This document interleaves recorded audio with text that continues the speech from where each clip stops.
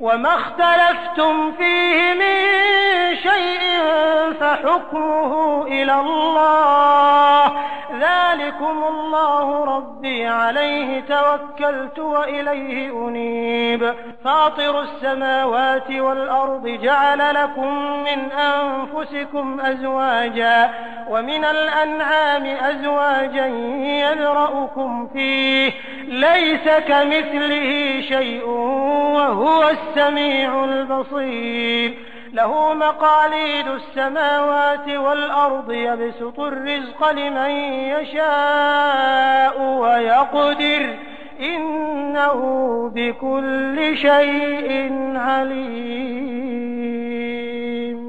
شرع لكم من الدين ما وصى به نوحا والذي أوحينا إليك وما وصينا به إبراهيم وموسى وعيسى أن أقيموا الدين ولا تتفرقوا فيه كبر على المشركين ما تدعوهم إليه الله يجتبي إليه من يشاء ويهدي إليه من ينيب وما تفرقوا إلا من بعد ما جاءهم العلم بغيا بينهم ولولا كلمة سبقت من ربك إلى أجل مسمى لقضي بينهم وإن الذين أورثوا الكتاب من بعدهم لفي شك منه مريب فلذلك فادع واستقم كما أمرت ولا تتبع أهواءهم وقل آمنت بما أنزل الله من كتاب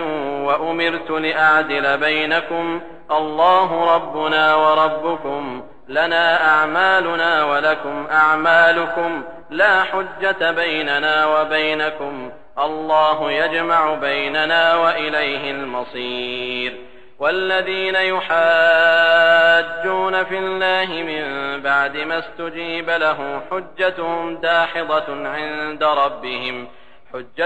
داحضة عند ربهم وعليهم غضب ولهم عذاب شديد الله الذي أنزل الكتاب بالحق والميزان وما يدريك لعل الساعة قريب يستعجل بها الذين لا يؤمنون بها والذين آمنوا مشفقون منها ويعلمون أنها الحق ألا إن الذين يمارون في الساعة لفي ضلال بعيد الله لطيف بعباده يرزق من يشاء وهو القوي العزيز.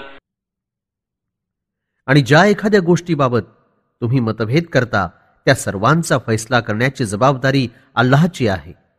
तोच अल्लाह माझा पालनहार आहे, त्यावरच मी भरोसा केला आहे आणि त्याच्याचकडे मला परतून जायचं आहे. आकाशांना आणि जमिनीला निर्माण करणारा तोच आहे. त्यानंच तुमच्यामधून तुमच्या जोड्या बनवल्या आणि 4 पायांच्या जनावरांच्याही जोड्या बनवल्या, ज्याच्याद्वारे तुम्हा सर्वांचा विस्तार राखला. त्याच्यासारखा कुणीही नाही. तोच ऐकणारा आणि पाहणारा आहे. आकाशांच्या आणि जमिनीच्या चाव्या त्याच्याच ताब्यात आहेत. तो ज्याला इच्छितो भरपूर रोजी देतो आणि ज्याला इच्छितो मोजून मापून देतो. निस्संदेह तो सर्व काही जाणणारा आहे. अल्लाहनं तुमच्यासाठी दीनधर्मात तोच मार्ग जारी केला ज्याची ताकीद पैगंबर नूह यांना केली गेली होती. आणि त्याच हेतूनं हे पैगंबर सल्लल्लाहु अलैहि वसल्लम तुमच्याकडेही आम्ही वह्य पाठवलं.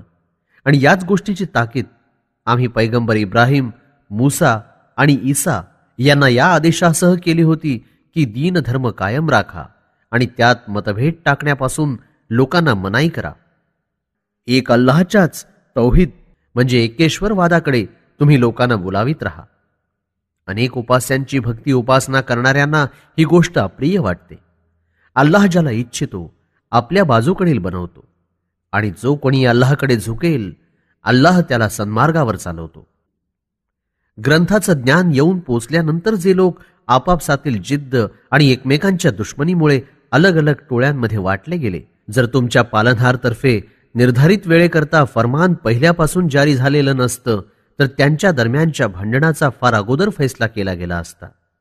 मग ज्या लोकांना त्यांच्या नंतर ग्रंथाचा उत्तराधिकारी बनवलं ते स्वतः आपल्या ग्रंथाबाबत अशा संशयात पडले जो त्यांना सुखा समाधानानं बसू देत नाही. याकरता आता तुम्ही सल्लल्लाहु अलैहि वसल्लम फूट नसलेल्या दीनधर्माकडे लोकांना बोलावित रहा आणि जसा तुम्हाला आदेश दिला गेला आहे मजबूतपणे त्यावर स्थिर अटळ रहा आणि त्यांच्या मनाप्रमाणे चालण्यापासून इन्कार करा आणि ऐलान करा की अल्लाहनं ग्रंथात जे काही अवतरित केलं आहे त्या सगळ्यावर मी ईमान राखलं आणि सांगा की मला हा आदेश दिला गेला आहे की तुमच्या दरम्यान न्याय प्रस्थापित करावा. अल्लाह आमचा पालनकर्ता आहे आणि तुमचाही पालनकर्ता अल्लाहच आहे. आमच्यासाठी आमचं कर्म आणि तुमच्यासाठी तुमचं कर्म.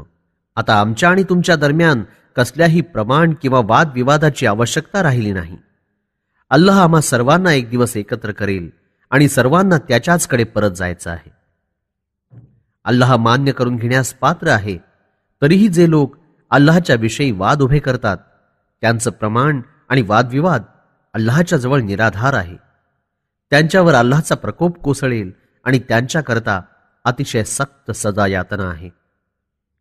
अल्लाह तोच आहे ज्यानं सत्य ग्रंथ अवतरित केला आणि तराजूही. कयामत फार जवळ येऊन पोचली असेल हे तुम्हाला काय ठाऊक. जे लोक ईमान राखत नाहीत ते कयामतीच्या येण्याची फार घाई माजवतात आणि जे ईमानधारक आहेत त्यापासून फार भय राखतात आणि जाणतात की कयामतीचं येणं अगदी सत्य आहे. सावध व्हा की जे लोक देखील कयामतीबाबत संशयग्रस्त आहेत ते मार्गभ्रष्टतेत फार दूर जाऊन पडले आहेत.